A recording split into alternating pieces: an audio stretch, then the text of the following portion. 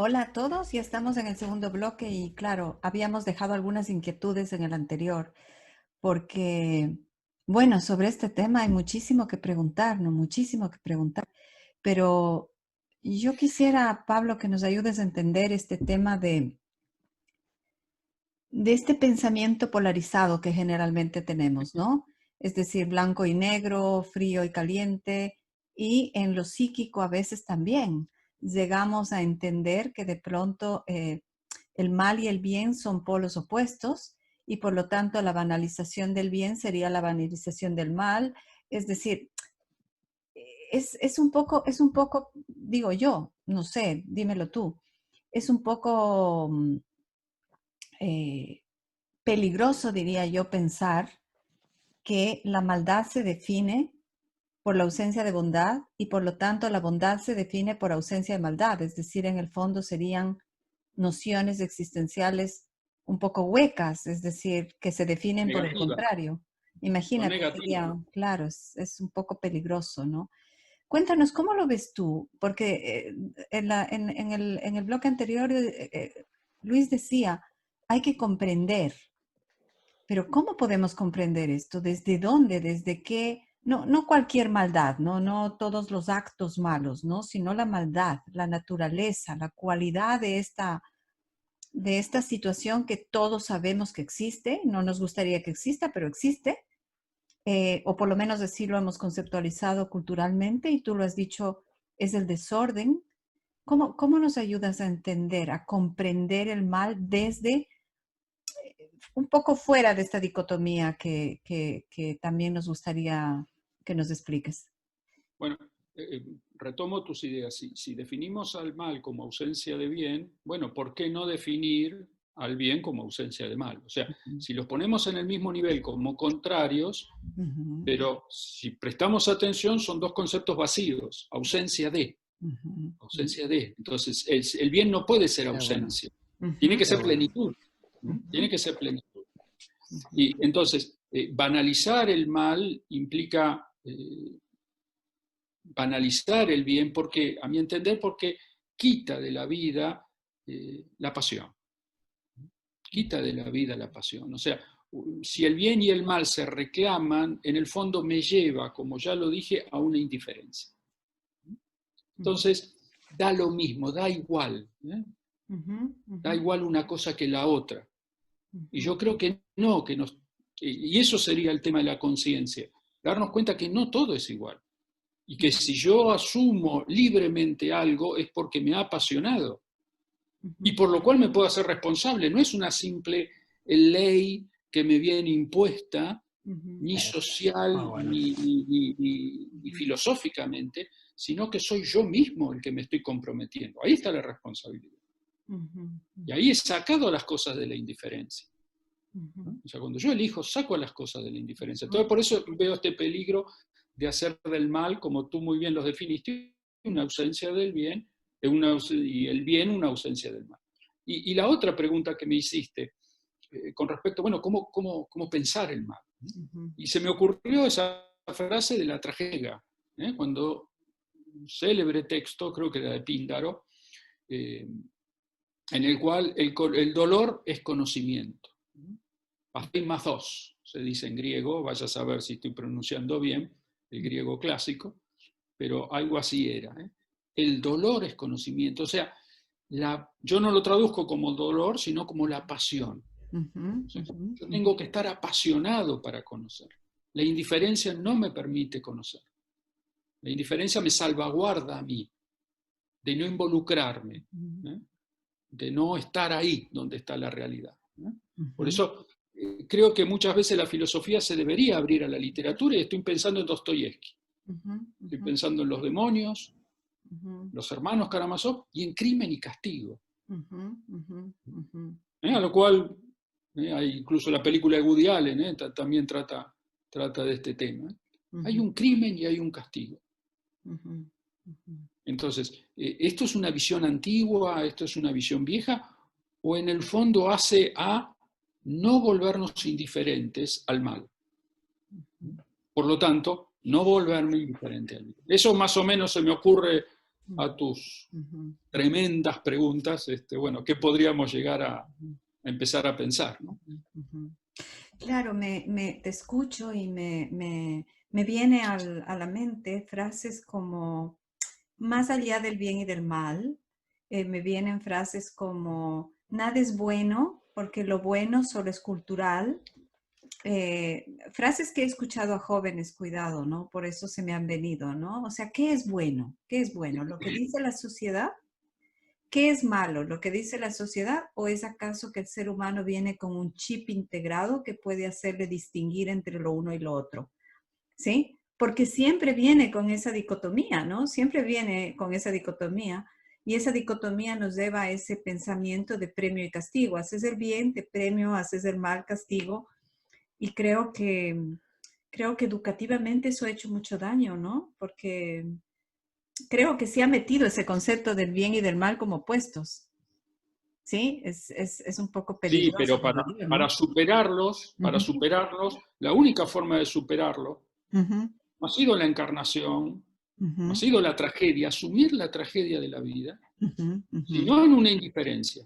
ujú, ¿Cómo lo ves tú? ujú, Ah, yo lo veo así, bueno, no importa.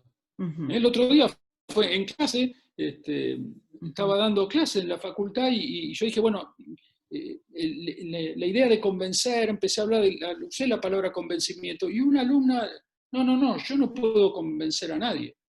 ujú, ujú, Entonces le digo, bueno, imagino que si te enamorás de un chico y ese chico mucho no te lleva el apunte, decimos en la Argentina, no presta atención en vos, vos intentás convencerlo de que sos linda, de que sos buena. ¿Por qué? Porque ese chico te importa.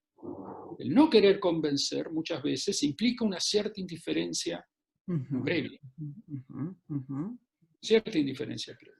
Y yo creo que Borges decía, bueno, yo no quiero estar más allá del bien y del mal, me gustaría estar más allá del mal. ujú, Yo creo que no podemos estar más allá del bien y del mal. Ese es el problema, estamos siempre involucrados en tener que elegir, pero yo no diría entre el bien y el mal, yo diría, tenemos que elegir entre el bien y lo mejor, ujú. Sí, entre me lo parece. mejor y lo Ujú, para salir de ese encierro ujú, ujú, que nos lleva ujú, a mal ver el crimen y el castigo. No fue criminal, no hay que castigar. O ujú, se lo castiga en exceso. ujú, Creo que hay que repensar, ujú. toda cultura tiene que repensar sus ideas básicas. Como tú dijiste, no venimos con un chip, sino sería aburridísimo. O no tendría yo trabajo, que es peor. Bueno, sí, fíjate, Luis, claro, hay una, se deduce o digamos que podría desprenderse de lo que acaba de decir Pablo, em, en la persona que ha llegado a condición de prisión. Me imagino yo que llega con cierta conciencia de lo que ha hecho. Unos lo negarán y no lo querrán ver, otros lo mirarán y se arrepentirán. ¿O cómo funciona? Hay gente que no lo ve, es decir, hay gente que se enceguece tanto que sabiendo que hay una víctima al otro lado, sabiendo que hay alguien sufriendo, sabiendo que ha sido horrorosa la situación socialmente hablando de lo que ha hecho, hay personas, tú conoces personas que a pesar de todo eso son incapaces de ver que eso está mal y siguen abogando porque no pasa nada, eso en el fondo tenía sentido para mí, o lo justifican. ¿Lo has visto? ¿O cómo lo ves? Sí, claro, hay de todo, ¿no? Hay de todo. Por cierto, también aclarar que no todos los malos están en prisión, que también están en la calle, ¿eh? Sí, sí, Ya, sí. a veces dirigiendo grandes empresas o, o bueno, etcétera, ¿no? No nos Pero denuncie, no nos denuncie. no, no La nos han, política, la no nos han política. pillado, no nos han No pillado, nos han pillado aún. no nos han pillado aún. Es verdad lo que dice Pablo, ¿no? Que hay que elegir entre el bien y lo mejor, ¿no? Yo creo que la conciencia, como órgano del sentido, tiene... Pero a veces elegimos el mal y ahí está. O sea, a veces la realidad es que hemos sido conscientes de que hemos elegido algo que hacía daño a otros, ¿no? Entonces, yo creo que esa realidad está ahí. ¿Hay conciencia del daño que se ha hecho? Pues hay gente que sí y hay gente que no.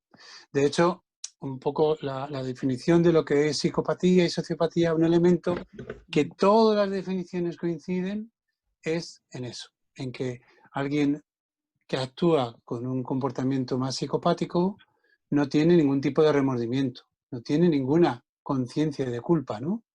Fran decía que era que el sentimiento de culpa es algo que dignifica al ser humano, ¿no? Porque es la capacidad de mirar hacia atrás y de reconocer que uno se equivocó y en la decisión que adoptó y que bueno, pues que nos hemos equivocado. Y en este caso nos hemos equivocado en el daño al otro. Pero también es cierto que hay mucha gente que se da cuenta, ¿no? Hay mucha gente que puede tener una cierta imagen, incluso en acontecimientos muy graves, ¿no? Es decir, hablaba antes, Pablo, del tema de la banalización del mal, ¿no?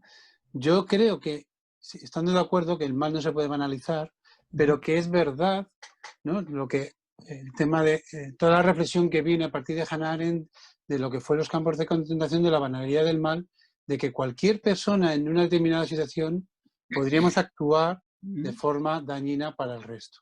Que hay a veces variables situacionales que nos puede llevar a personas que eran perfectos padres de familia, chicos, estudiantes, que les ha llevado a cometer actos delictivos, ¿no? Me estoy acordando ahora de un chico que está condenado a muchos años de prisión por un homicidio, que lo tuve en grupo y que, bueno, él vino a España con 15 años porque su madre había venido aquí a trabajar a España durante 7 o 8 años sin verla. Él recordaba el momento más feliz de su vida cuando su madre volvió después de 8 años de estar fuera de su pueblo. Él había sido un chavalito que jugaba al fútbol, que nunca había tenido...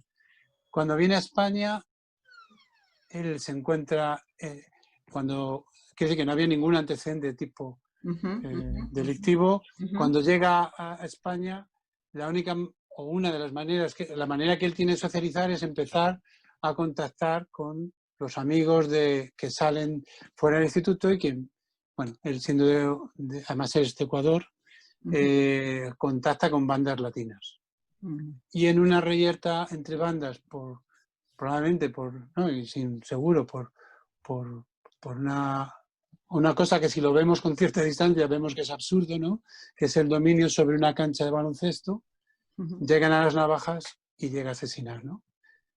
Y él me decía, luego yo tenía imagen en la prensa de que era un malote, pero yo estaba llorando a la media hora diciendo, Dios mío, ¿qué he hecho? Dios mío, ¿qué he hecho? Dios mío, ¿qué he hecho? Yo no me puedo perdonar esto. Y cuando ves el proceso que está llevando en prisión, ves que hay un arrepentimiento real, ¿no? No hay que demostrarlo, yo creo que es muy real por simples motivos que no es el caso, ¿no? Pero que creo que es posible, ¿no? De hecho, él, una de las cosas que ha pedido insistentemente es poder participar en charlas en institutos para que los chicos no se apunten a bandas. Lo ha pedido él, ¿no? Que era difícil hacerlo porque peligraba su vida, pero él dijo, mira, es el cargo que corro por ejercer mi conciencia ahora, ¿no? Bueno, quiero decir, evidentemente no se puede justificar un asesinato, es evidente. Es una pérdida irreparable de una vida humana, ¿no? No me cabe la menor duda, no se trata de minimizar, ¿no? Pero también es real que hay personas que después de cometer bajo ciertas circunstancias que a lo mejor en otras circunstancias no se hubieran dado, la posibilidad de cambio y de arrepentimiento, ¿no? Yo creo que está permanentemente, lo veo en el día a día, ¿no? Hay personas que ciertamente es más difícil que vean que tengan un sentimiento de culpa ante lo que hacen. Bueno, pues por ejemplo, cuando uno vende drogas, dice, bueno, cada uno es libre de cogerlas o no cogerlas, porque él mismo también es una persona que es consumidora, ¿no? Es decir, vale, yo estaré mal que yo he podido vender drogas, pero cada uno también es responsable, ¿no? De si se consume o no se consume. O gente que ha vendido drogas, entre otras cosas, también para poder sobrevivir, para ganar dinero. estaba esta semana haciendo entrevistas a chavales, decir, Ujú. la única manera que tengo para ganar dinero que yo sé, Entiendo. con la vida que yo he llevado, de maltratos, de Ujú. abandonos, Ujú. de etcétera, etcétera. Muchos chicos en prisión han tenido una historia traumática, Ujú. Ujú. auténticamente traumática, que impide que la conciencia se pueda desarrollar en todo su esplendor, en toda su ejecución que le permitan un comportamiento ético. Yo creo que hay muchos mecanismos por los que engañamos a la conciencia, Ujú. ¿no? Es decir, yo creo que, pero eso todos, ¿no? Yo creo que Eso te iba a decir ahí. la conciencia no es un tranquilizante, ¿no? Cuando uno Claro. escucha la voz de la conciencia que Ujú. me vincula con el sentido y que me vincula con el otro, con el tú, a Ujú. veces nos puede complicar la vida, ¿no? Porque nos supone también un riesgo, ¿no? El amar y el cuidar a otros nos puede poner un sacrificio, ¿no? Claro, yo te escucho y se me viene a la mente algo bueno, he pensado más de una vez, ¿no?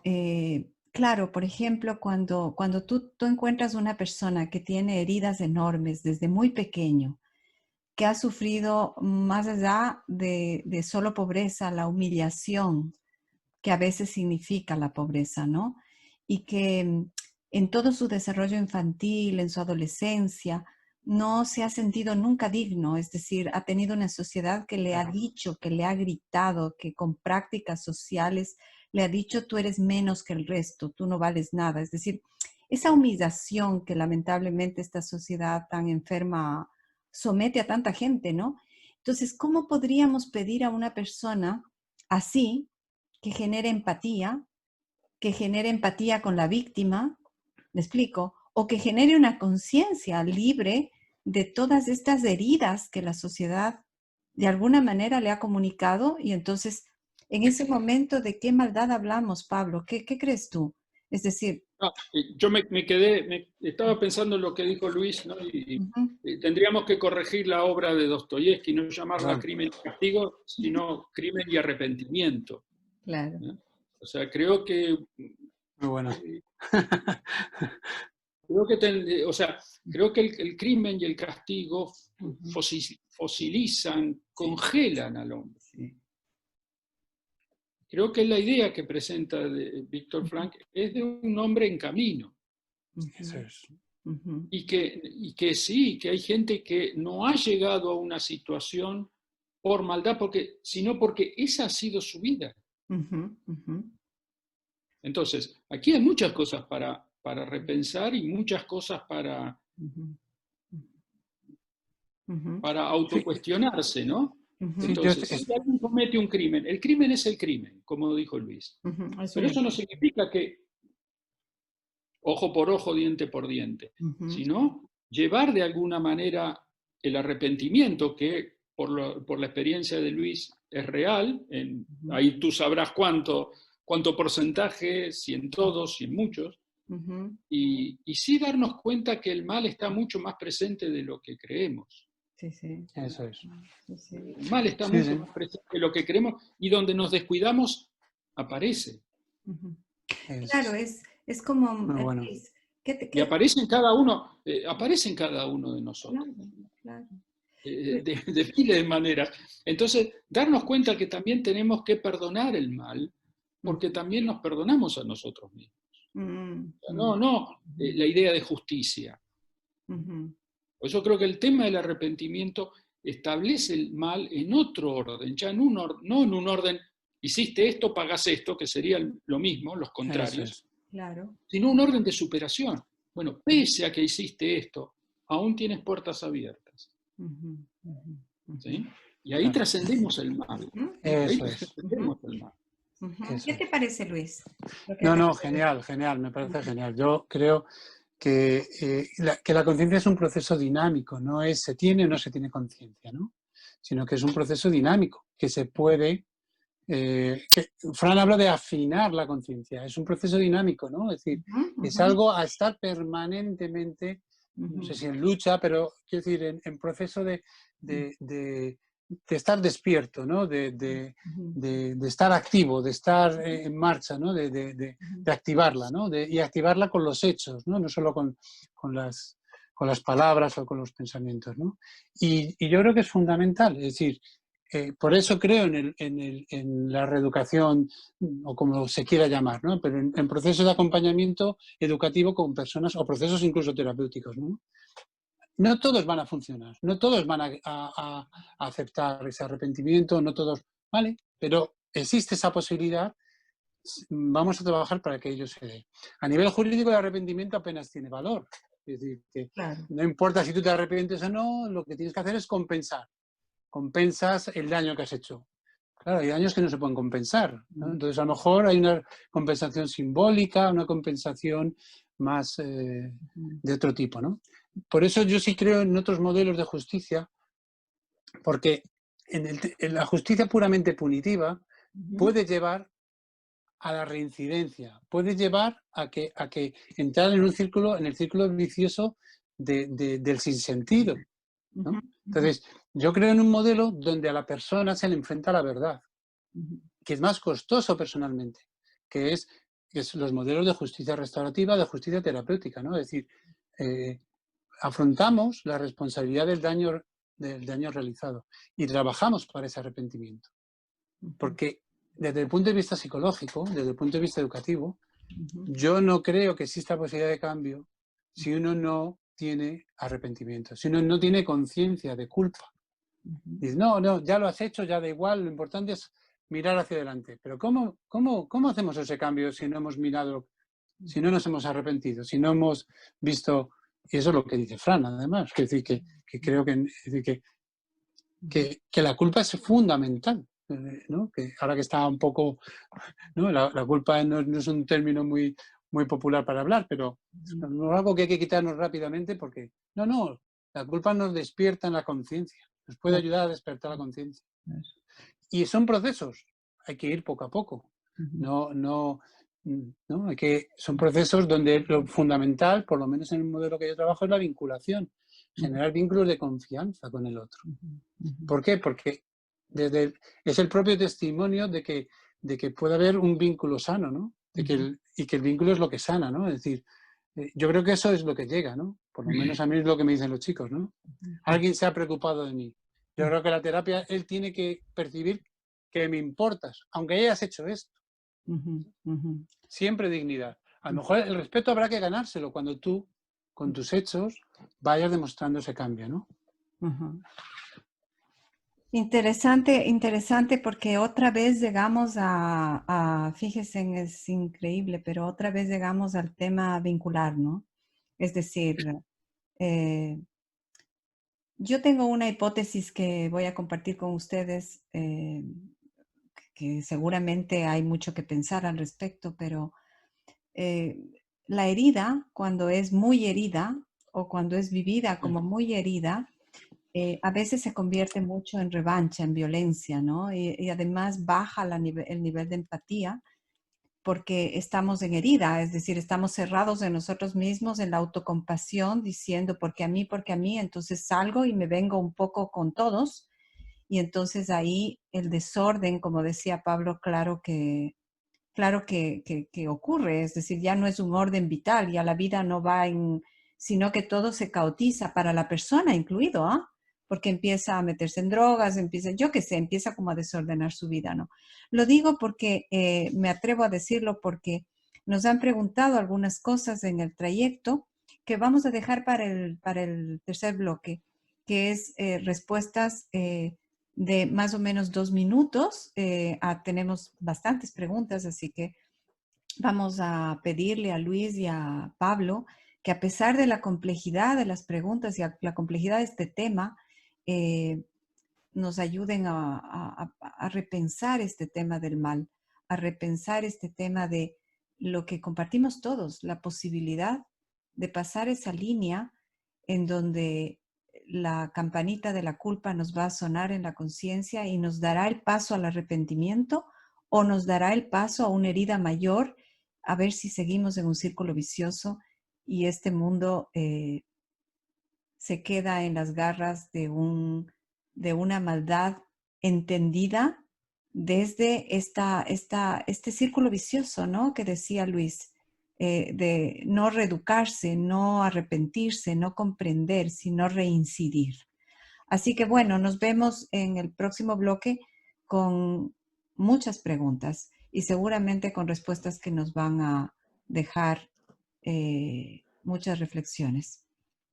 Gracias. Nos vemos en unos 15 minutos. Hasta eso vamos a seleccionar para que no se repitan las preguntas. Gracias a todos por preguntar.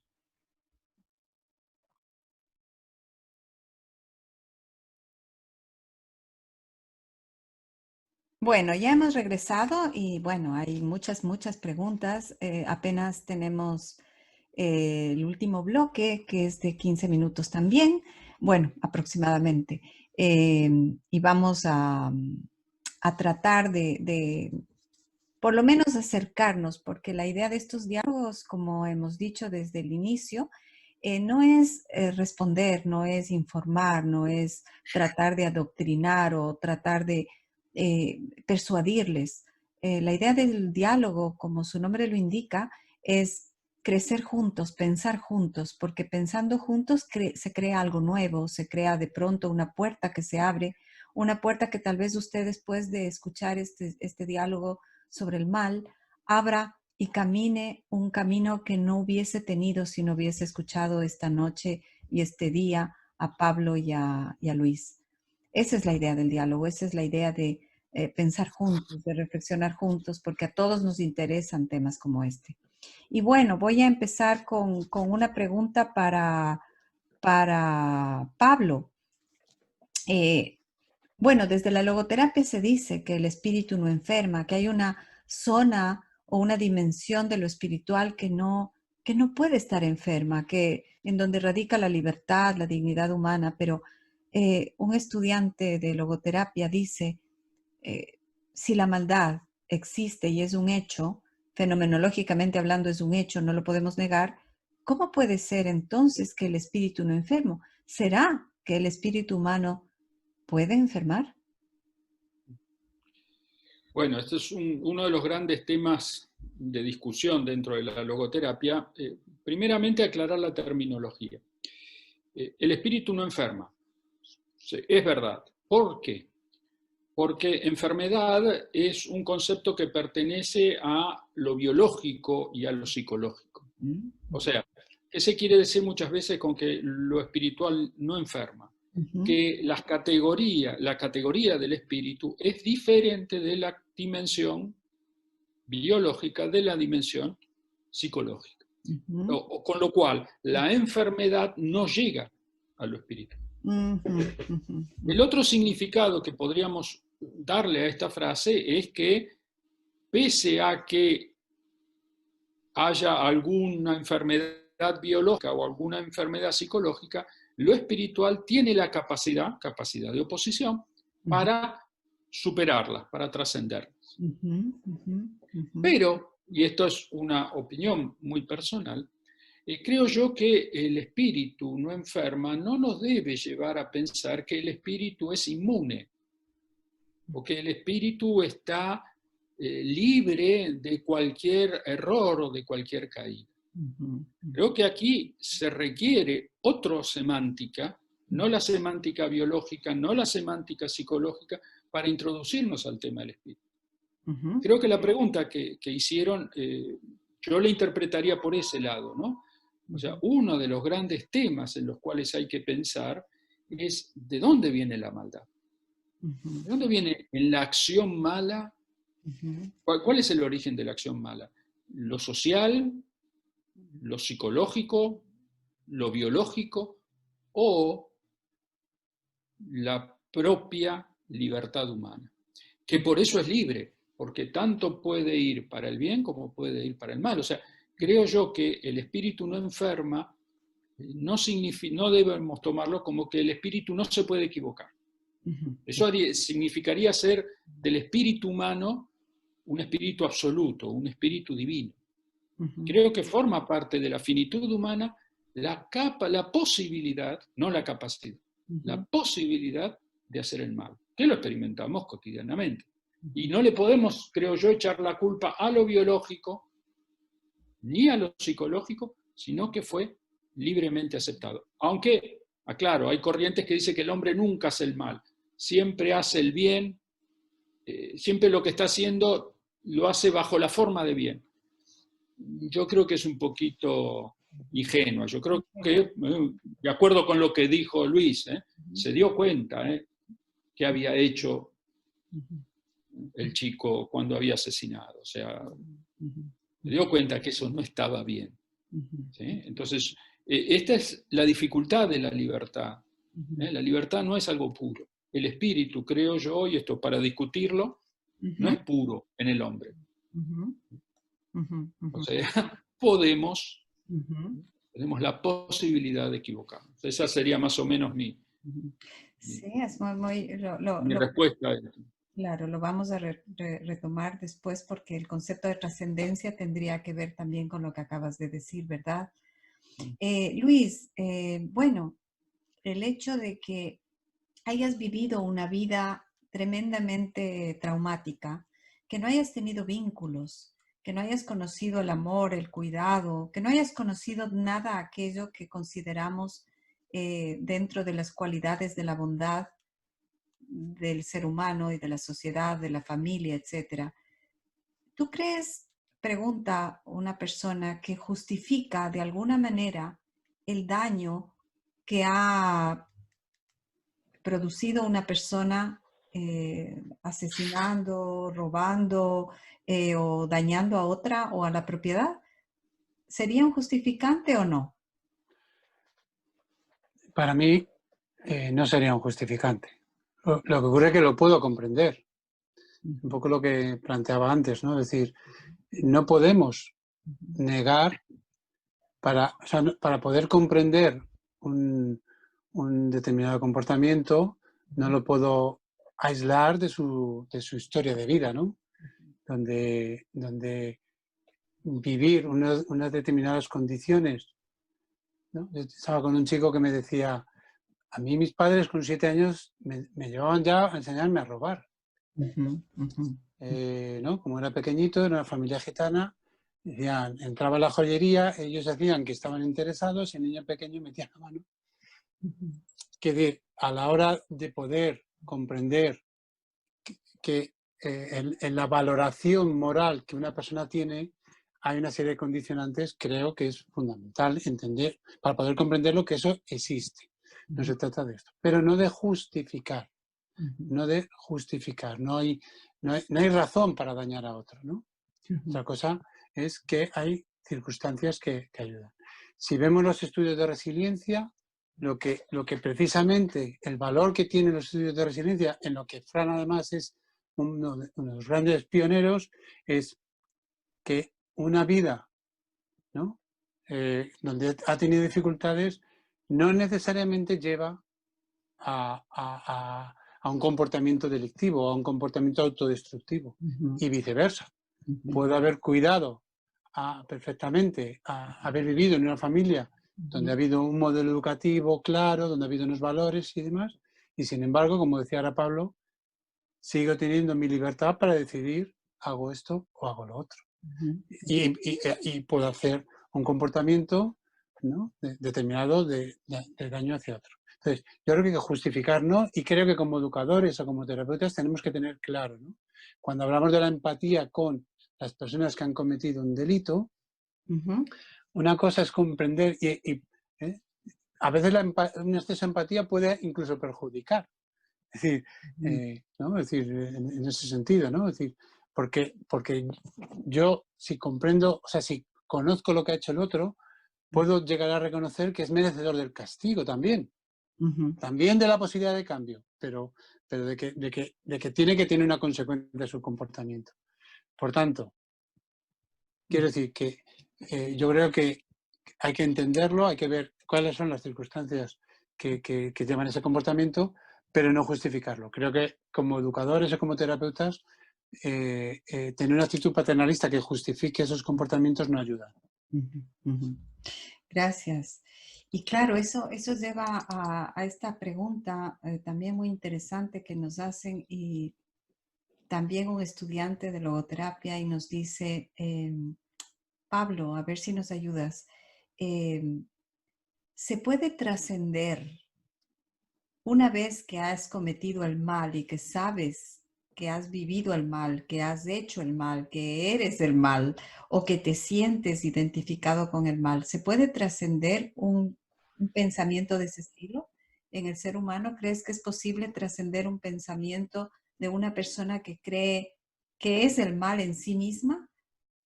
Sí, sin ningún lugar a dudas y en función de lo que dije antes con respecto al espíritu que no enferma. O sea, si bien nosotros tenemos la posibilidad de hacer el mal, lo que se llamaría la malicia, que sería un tema para releer esa palabra, ¿no? ¿Qué historia tiene? Me gustan mucho las historias de las palabras, cómo han ido cambiando su semántica. Como palabras que antes se usaban y luego desaparecen en las culturas, y por qué desaparecen. Así como tenemos esa posibilidad de ser malvados, esa malicia, no te des vencido ni aún vencido, dice un poeta argentino, ¿no? O sea, aún cuando una persona, siempre estará la posibilidad de dar vuelta a eso, y que deje de hacer el mal y empiece a hacer el bien. Ahí, claro, habrá que ver lo que dijo Luis. Bueno, cómo creo confianza a esa persona, cómo la acompaño, qué vínculo creo. Yo creo que si dijéramos, hizo mucho mal, aún el peor de los malos, cada uno de nosotros tenemos imágenes de maldad. Bueno, aún eso tiene la posibilidad de cambiar. Así como tenemos la posibilidad de hacer el mal, también tenemos la posibilidad de hacer el bien. Y creo que no es indiferente, nuevamente, no es indiferente, no es que 50 y 50, posibilidad de hacer el mal, posibilidad de hacer el bien, porque el bien es más fuerte que el mal. Ese es el otro gran problema de la visión de equiparar, de banalizar uno con el otro. El bien atrae, el mal rechaza. Entonces, yo creo que hay algo de eso. Habría que plantear el tema de la perversión, bueno, esos son ya problemas Claro, más complejos, pero aún el perverso más perverso creo yo que tiene la posibilidad, dado que el espíritu no enferma, ¿no?, de ser humano. De llegar más allá del hecho cometido y más allá de su propia percepción e identidad incluso, porque la persona que pregunta esto además aclaraba algo, ¿no? Que no te avancé a decir porque me pareció que podíamos dividir en dos, ¿no? Porque estaba refiriéndose a las personas que justifican el mal con las imágenes, por ejemplo, de seres extrahumanos, es decir, el mal como una idea más, no sé, de pronto De diablos. Sí, De del diablos. diablo, de etcétera, ¿no? Entonces, un poco él decía, si el ser humano puede trascender el concepto, ¿será que como no ha trascendido es porque realmente hay existencia de estas fuerzas más allá de la libertad humana? Bueno, eso ya es un tema que creo que no, ahí ya me supera. Ahí ya me supera. Es interesante. Nos quedamos en lo antropológico, ¿no? Sí, nos quedamos, a ver, las brujas no existen, pero que las hay. Es un tema complejo, es un tema complejo. O sea, otra vez vuelvo a las semánticas. Hay momentos en los cuales existe la figura del diablo. Existe la figura de alguien que está pensando en llevarnos al mal. ¿Sí? En dioses destructivos. Y hay momentos culturales en los cuales esto es un amigo más, un pícaro. ¿No? Pero bueno, ahí ya nos supera ese. Bueno, ¿no? Pero Ahora, yo creo, ¿no? Para el que hizo esa pregunta, si desde lo que dije antes el mal tiene una realidad, no sería contradictorio suponer eso. Pero escapa a lo que fenomenológicamente o a la experiencia podemos decir. Pero cabría un señor del mal. Pensemos en El paraíso perdido de Milton, ese hermoso poema. ¿Cómo describe al diablo? Es muy. O los demonios de Dostoyevsky, ya que lo cité. Claro, Pero claro. El paraíso perdido es una hermosa descripción de lo que serían estas figuras. Claro. Y retomando ahí, como que enlaza muy bien con otra pregunta, fíjate, con el tema de, porque claro, esto de yo soy malo porque genéticamente soy malo, porque mi familia es mala, porque nunca me eduqué, porque bueno, es decir, la pregunta, ese es el contexto de la pregunta que hacen desde Ecuador y nos dicen, realmente la maldad no es más que un signo de de las víctimas sociales de un mundo injusto. Para Luis eso, Sí, bueno, sí, yo te digo brevemente y después claro, que sí, responda Luis, dale. yo creo que eso sería no hacerse cargo de la propia vida, no ser responsable. Ujú, O sea, Claro. siempre le estamos echando la culpa al otro ujú, ujú, y no nos O a lo hacemos otro. cargo o a los otros. ujú. Te pongo un ejemplo. Ustedes saben que los argentinos siempre tenemos que ser los mejores del mundo, ¿no? Siempre hubo un campeonato, no recuerdo si campeonato mundial de básquet o las Olimpiadas de básquet, que la Argentina había progresado, llegando a cuartos de final, creo que había eliminado a Estados Unidos, que es una potencia en básquet, pero cuando llegamos a esa instancia terminamos ganando el bronce. O sea, no ganamos el oro, no ganamos la plata, ganamos el bronce. Los titulares en los diarios en la Argentina decían un bronce que vale oro. No, es bronce. Claro, el hecho es el hecho. El hecho es el hecho, es un bronce. Pongámonos contentos porque llegamos al bronce. Pero al argentino no, si no es oro, no es oro. Incluso dando vuelta al bronce por el oro. Ujú, ujú, Eso es no ser responsable, eso es no ser realista. ujú, Claro. ujú, ujú. Sí, sí, Ahora Sí, un sí. poco, Luis, No, ahí pero yo no, creo no, que, por lo menos desde la logoterapia, tampoco se trata de que olvidemos que hay una serie de condicionantes. Es decir, que eh, en la cárcel hay muchas personas que vienen de la exclusión social. Hemos hablado de la gente que tiene problemas también de salud mental, problemas de drogas, problemas, circunstancias de traumas vividos en la infancia, etcétera, ¿no? ujú, La genética, hay genética de la maldad, hay una genética, hay, ¿no? Los expertos hablan de que hay un 50% que se pueden explicar desde la genética sí, sí, sí, sí, sí. o desde los problemas eh, de Neuroquímica, funcionamiento, neuroquímicos, etcétera. claro. Perfecto, eso está, no lo podemos olvidar. O sea, Mm, yo creo que esos son condicionantes que actúan en nuestros comportamientos. Pero siempre, mientras haya ser humano, hay el espacio para la responsabilidad, para la libertad. Es ujú. decir, porque no todos los... También sería una manera de criminalizar la pobreza, a los pobres, perdón, como si los claro, pobres fueran delincuentes. No, no, oiga, muchos pobres han sido gente absolutamente honrada, luchadora, etcétera, etcétera, ¿no? Es decir, no es simplificar los mensajes, ¿no? Es esto. Pero tampoco podemos olvidar lo fáctico, lo real. Es Ujú, decir, que existen ujú, condicionantes o situaciones que nos pueden llevar a ciertas actuaciones, ¿no? Lo que no significa, ujú. ya vamos a ser hasta pesados, excusar la propia responsabilidad, ¿no? Claro, Pero hay que conocerlo, hay que conocerlo. claro. Y hay que también intervenir sobre ello, ¿no? Es decir, yo no sé si el día de mañana se podrá investigar que ciertos fármacos ayuden neuronalmente para que los psicópatas o ciertos psicópatas puedan actuar, pues oye, bienvenido sea, ¿no? Es decir, no sé que eso no, pero bueno, hay otros, la realidad del ser humano es compleja y no podemos Ujú, reducirla a esos condicionantes, ¿no? Eso sería un determinismo que no se corresponde con la realidad. ujú. Además, no es existencial, existencial, ¿no? Bueno, y ya que no tenemos mucho tiempo, vamos a tomar solo dos preguntas últimas. Una para Pablo y otra para Luis, que les pido que contesten en un par de minutos, ¿sí? Pablo, es una pregunta muy interesante, ¿no? Alguien desde El Salvador nos pregunta, ¿todos nos gozamos cuando sabemos que disfrutamos de alguna manera de saber que la justicia existe cuando toman a una persona que ha cometido un delito y le castigan, ¿sí? Es decir, de alguna manera hay un disfrute social. ¿No te parece que eso también es verdad? Chan. Ujú.